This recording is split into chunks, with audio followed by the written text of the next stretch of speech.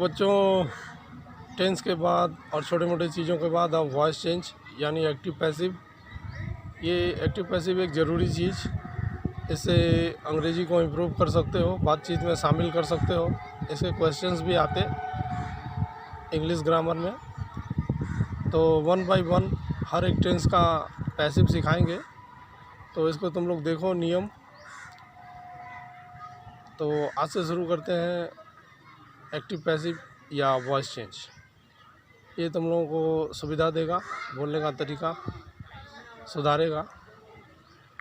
तो शुरू करते हैं आज एक्टिव पैसिव या वॉइस चेंज। जैसे राम एक रोटी खाता है, तो इसमें राम सब्जेक्ट है और एक रोटी ऑब्जेक्ट है, और खाता ता है, अर्थात ये प्रेजेंट इंडेफिनिट में है।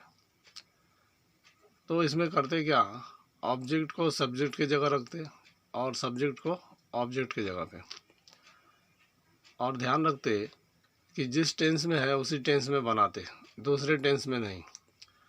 जैसे राम एक रोटी खाता है, तो एक रोटी को सामने लाते, एक रोटी राम के द्वारा खाई जाती है, यहाँ भी ती है, यानी दोनों ही प्रेजेंट इंडेफिनिट में है।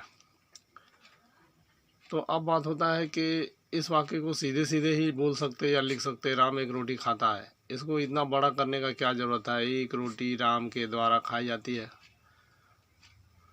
तो कुछ ऐसे काम होते जिनको जो सीधे सीधे खुद नहीं होते, इनको करना पड़ता है। जैसे खाना पकाया जाता है, घर साफ़ किया जाता है, कपड़े धोए जाते हैं, पानी भरा जाता है। कपड़े खुद से नहीं धुल जाते, खाना खुद से नहीं पक जाता, तो इसको किसी के द्वारा करना पड़ता है।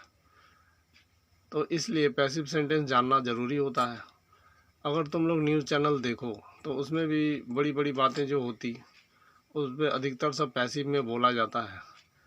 एक देश का मंत्री, मिनिस्टर, प्रेसिडेंट जब दूसरे देश जाता, तो वहाँ भी बहुत सारी बातें पैसिव में बोली जाती हैं। गरीबों का सहायता किया जाएगा, सड़कें बनाई जाएंगी, जहाज़ चलाए जाएंगे। हाँ, तो ये पैसिव जो है जानना ज़रूरी है, तभी ये सब बोला और समझा जा सकता है। जिस तरह से टेंस सीखने के लिए हम लोगों ने चार्ट बनाया था,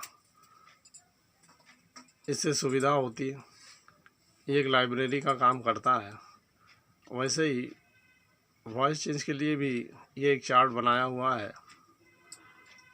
जिस तरह से लाइब्रेरी में कोई किताब निकालना हो, कब कहाँ कौन किताब है, नाम पता चलने पे हम लोग आसानी से निकाल सकते।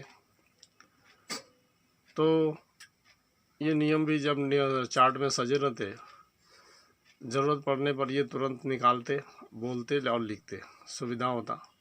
इसलिए ये चार्ट बनाया वॉइस चेंज का। तो टेंस हम लोगों ने शुरू किया था प्रेजेंट कंटिन्यूअस से, एक्टिव पैसिव इसी से शुरू करेंगे। सबसे पहले प्रेजेंट कंटिन्यूअस के वाक्यों को किस तरह पैसिव में बदला जाता, ये देखेंगे। प्रेजेंट कंटिन्यूअस, इसका नियम था subject plus am is are plus verb one plus ING plus object. तो ऑब्जेक्ट को सब्जेक्ट की जगह पे लाते पैसिव में, am is are plus being एक नया शब्द जोड़ते, ये कंटिन्यूअस का पहचान है, plus verb three plus by plus subject. इस आधार पे एक्टिव सेंटेंस को पैसिव में बदल लेते हैं। और जितने भी पैसिव सेंटेंस होते वो सभी में वर्ब थ्री का प्रयोग किया जाता। तो जैसा बताया, प्रेजेंट कंटिन्यूअस एक्टिव में subject plus am is are plus verb one plus ING plus object, और पैसिव में ऑब्जेक्ट को आगे कर देते, plus am is are plus being एक नया वर्ड जोड़ते, और plus verb three plus by plus subject. एक नया हिंदी वाक्य लिया, राम एक पत्र लिख रहा है, ये कंटिन्यूअस में है और एक्टिव में है। इसका पैसिव बनाएंगे, Ram is writing a letter. तो जैसा इसमें तुम लोग देख रहे हो, राम ये सब्जेक्ट है, एक पत्र ये ऑब्जेक्ट है, और लिख रहा है यानी कंटिन्यूअस में है, प्रेजेंट कंटिन्यूअस।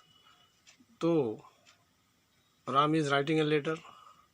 ए लेटर ऑब्जेक्ट है, इसको शुरू में लाएंगे। A letter is being written by Ram, Ram subject है, उसको लास्ट में लिखा। तो एक पत्र राम के द्वारा लिखा जा रहा है, अर्थात a letter is being written by Ram. दूसरे नंबर पर लिख सकते हैं, एक पत्र राम के द्वारा नहीं लिखा जा रहा है, तो नॉट जोड़ देते बस, a letter is not being written by Ram.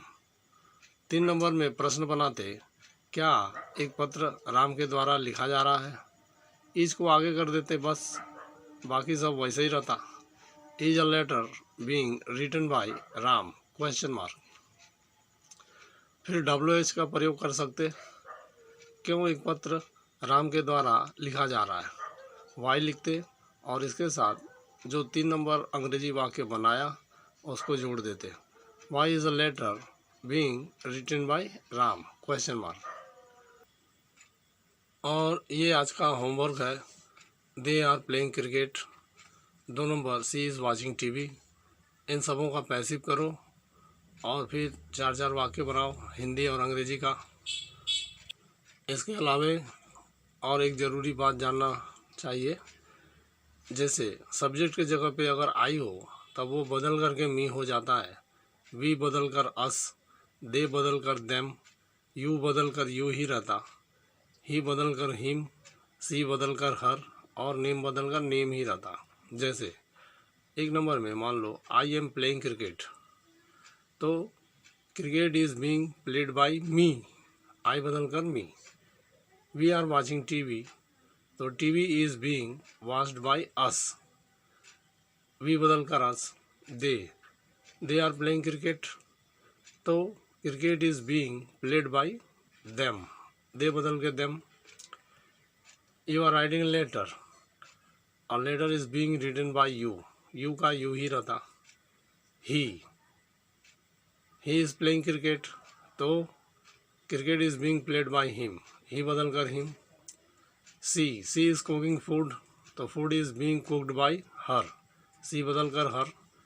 और नाम बदल कर नाम ही रहता है, जैसे Ram is watching TV, TV is being watched bye Ram.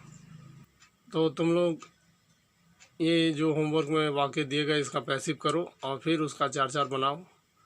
जो लोग नए देख रहे हैं वो पुराने वीडियोस देख सकते, उसमें बहुत सारी चीज़ें टेंस और उसके अलावा बहुत सारी छोटी बड़ी चीज़ें बताई गई हैं, देख सकते हो, सीख सकते हो। और अगला दिन पास्ट कंटिन्यूअस का पैसिव सीखा जाएगा, बनाया जाएगा।